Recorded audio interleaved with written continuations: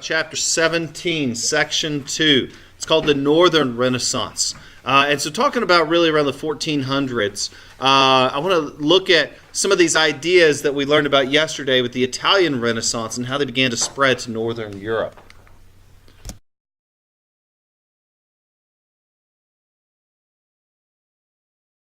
Ideas. The spirit of Renaissance Italy. The people questioning the church. As people were visiting from Northern Europe, they're beginning to see these works of art, these technological improvements, these economic improvements. And so this culture of revitalization and rebirth that was going on in Italy was contagious. The 100 Years' War came to an end around 1453. Nations began to grow and become prosperous. Spain was coming into itself at this time. The Reconquista had been concluded. Isabella and Ferdinand were now king and queen of Spain. The economy was growing and becoming prosperous. Cities were growing in population. England and France were beginning to get a sense of themselves. Feudalism was coming to an end. Nationalism was the new development and organizational structure in Western Europe.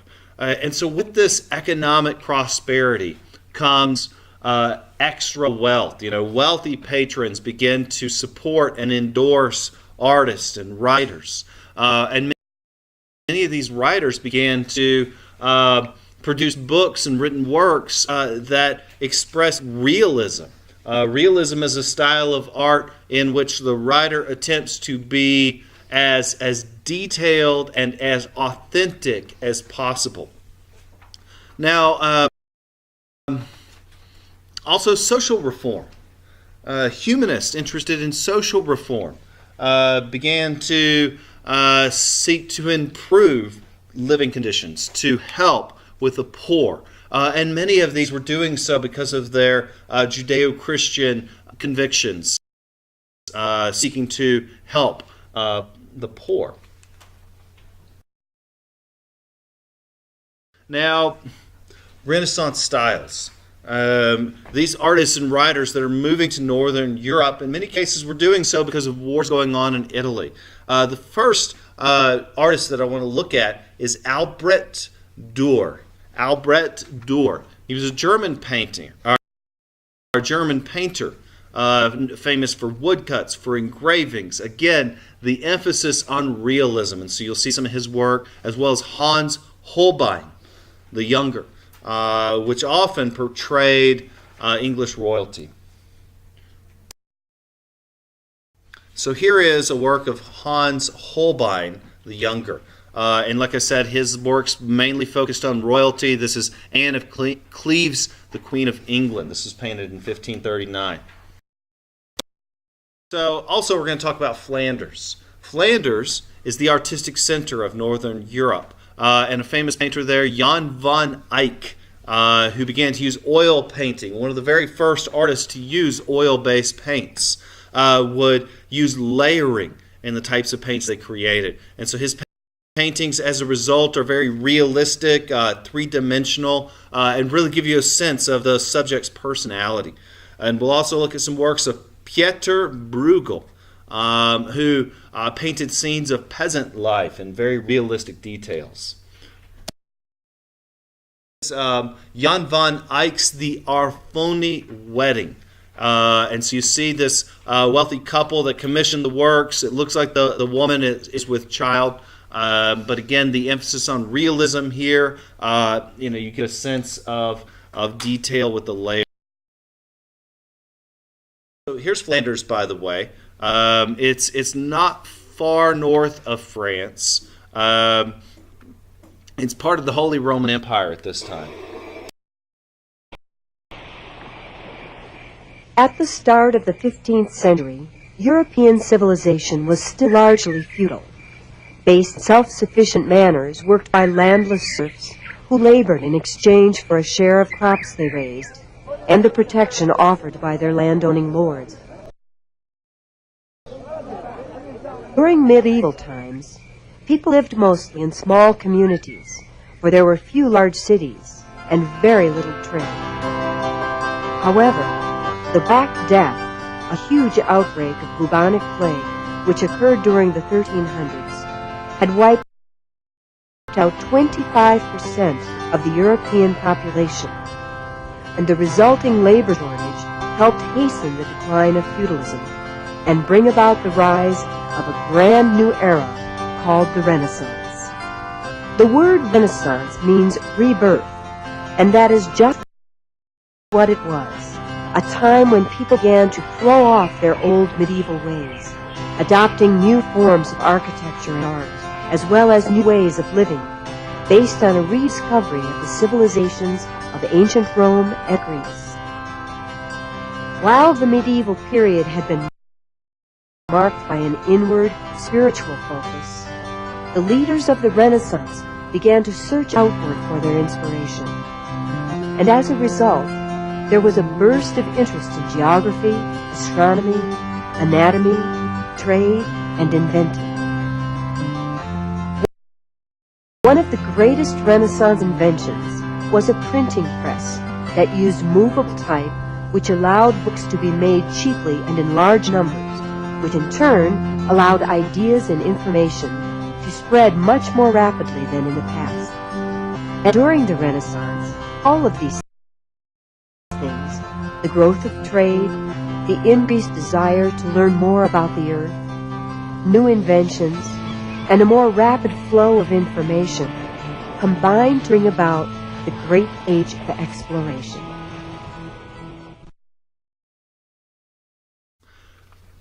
In terms of writing, one of the big literary styles that I want to talk about here is humanism.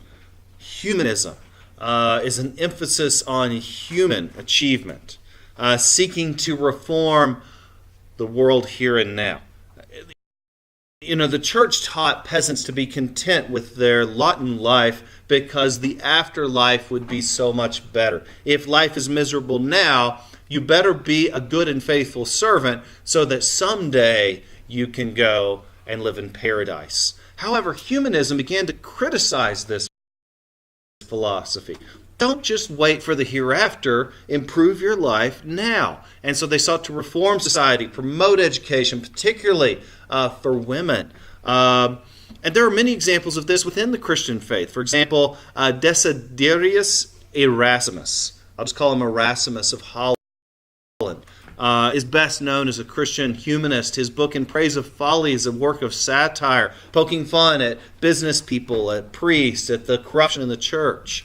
Also, Sir Thomas More of England created his famous work Utopia at this time, creating an ideal society. And so the term utopia was coined in this book, this concept of what could a perfect society look like. Christine de Pizan was one of the first female writers in Western Europe. Many of her works focused on the promotion of education, of equality for both men and women. And so, yes, there were female women's rights advocates at the time. Now, Queen Elizabeth I was one of the most famous queens of England who reigned in the mid-1500s. In fact, the age of her rule was known as the Elizabethan Age. And she reigned from 1558 to 1603, and it was during this time that William Shakespeare, considered the greatest playwright, wrote and performed at the Globe Theatre in London. And he was born in Stratford-upon-Avon in 1564. His plays were performed at the Globe, which still actually puts on many of his plays in London. And so you can go to London, you can see these plays performed today, but as you know, his plays have been copied, have been reproduced, have been the inspiration of many other works of literature.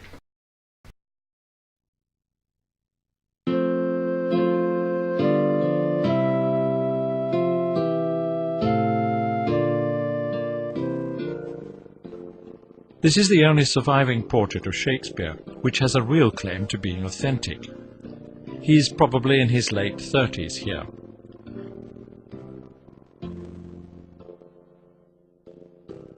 We don't know what he did with himself in the early years in London. If the sonnets he wrote are anything to go by, he had at least one major love affair, if not more, which would deepen his experience of life. But the details are unclear. By 1592 he had joined up with the Actors' Company of Lord Strange. Fernando Stanley, Baron Strange, like other rich aristocrats, maintained a group of players and writers who performed to the public and sometimes at court.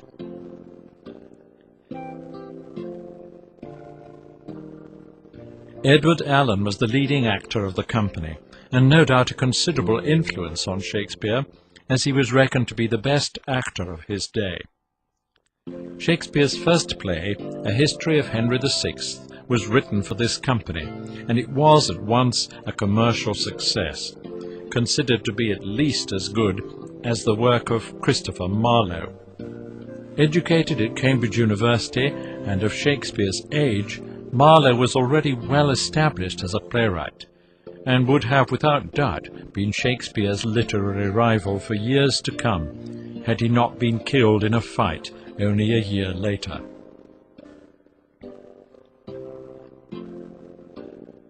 More important for Shakespeare's development was Henry Wriothesley, Earl of Southampton. Shakespeare dedicated his poem Venus and Adonis to Southampton, then 19 years old. He was wealthy, handsome, popular at court, and so a very suitable patron for Shakespeare. A second dedication with the poem The Rape of Lucrece followed approximately a year later. Lucrece. To the Right Honourable Henry Wriothesley, Earl of Southampton and Baron of Titchfield. The love I dedicate to your lordship is without end, whereof this pamphlet, without beginning, is but a superfluous moiety. The warrant I have of your honourable disposition, not the worth of my untutored lines, makes it assured of acceptance. It continues in this, to our ears, rather exaggerated vein. The Earl is believed to have paid Shakespeare £1,000 for the poems, so the flattery of the dedication was perhaps worthwhile.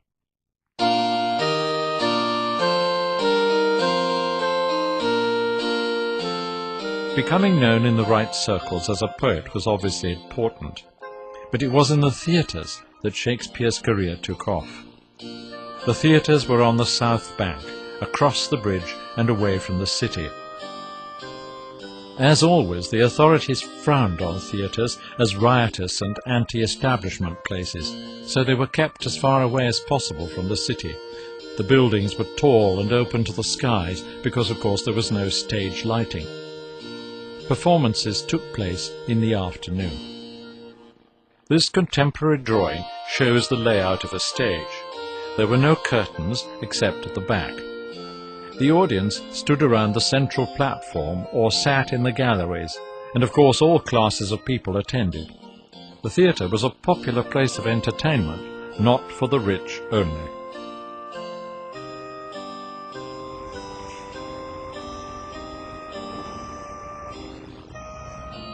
This is the New Globe Theatre in London, on the site of the original.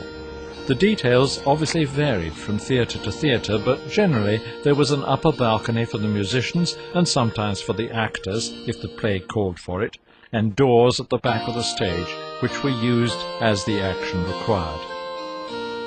Essentially, the audience was close to the actors.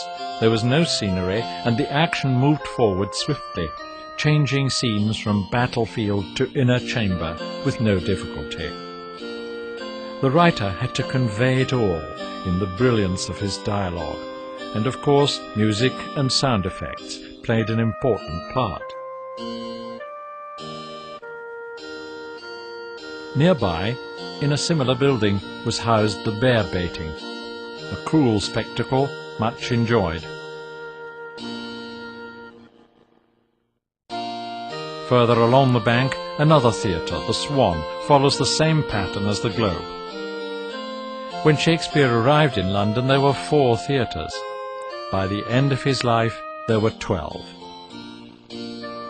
By 1595, Shakespeare owned a share in his theatre company, which had changed its name to the Lord Chamberlain's Men on the death of Lord Strange. By 1599, he had bought a 10th share of the New Globe Theatre. The other actors in the company, for as well as writing, Shakespeare performed as an actor, included Richard Burbage, for whom Shakespeare created parts. He was the first Hamlet. Shakespeare himself played the ghost of Hamlet's father. This is Nathaniel Field, also a member of the company. Actors joined as boys to play the women's parts, so the theatre was their whole life. Now, one of the most significant inventions of the past 1,000 years is the printing press. Movable type dates back to 1045. That's a Chinese invention, meaning that each piece of the type is a separate character. Each letter is a block that can be moved around. But in 1440, Johann Gutenberg improved on this by developing a printing press. And so this allows for the cheap reproduction of printed books. So instead of books having to be reproduced by hand by monks at great cost and very time intensive, you can now copy a book with movable type. And so the first book printed by copy was the Gutenberg Bible. And so the first printed book is in 1455, thanks to Gutenberg. And here's a painting of the printing press in Italy where these books were being produced. So changes in the arts.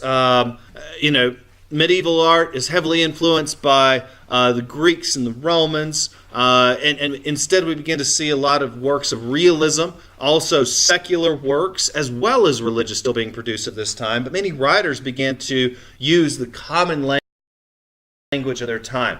A medievalist would often write using Latin. However, a Renaissance author might write in German or in French or in English.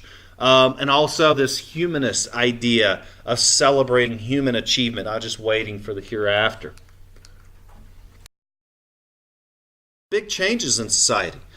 Printing is, again, one of the most significant inventions of the past 1,000 years because it makes books available not just to the very wealthy who can afford to pay someone to copy something by hand, taking months, but a book that can be printed can be sold cheaply, and you and I could afford it. Meaning more people can learn to read, and more people can even learn to access information that had been previously unavailable to them. I mean, imagine someone who's a devout Catholic, whose parents were devout Catholic, whose grandparents were devout Catholic, who could now read the Bible and own a copy for the very first time. Legal proceedings can now be published and made clear to people what the heck they're being accused of, what the laws are. Now people can read and understand them. And people begin to question. The more they learn, the more they begin to question established norms. Instead of believing something because they were told that all their life, they can now read it and see for themselves and make their own decisions.